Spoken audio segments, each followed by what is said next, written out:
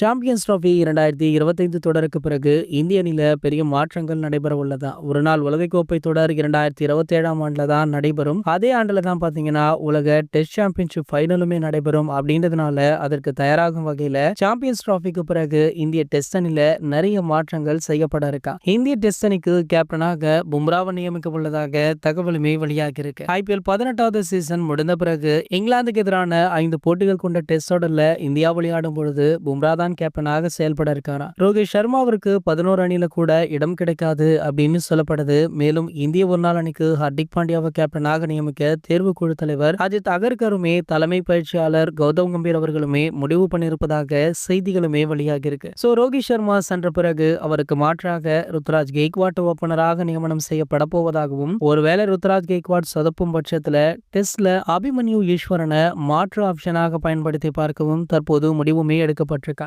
இதற்கான அறிவிப்பு champions trophy முடிந்ததுக்கு அப்புறம் வெளியாகும் அப்படின்னுமே எதிர்பார்க்கப்படுது. இது போன்ற கிரிக்கெட் செய்திகளை பத்தி நீங்க உடனே தெரிஞ்சுக்க நம்மளுடைய தமிழ் நியூஸ் எக்ஸ்பிரஸ் அப்படின்ற நம்ம சேனலை சப்ஸ்கிரைப் பண்ணிக்கோங்க.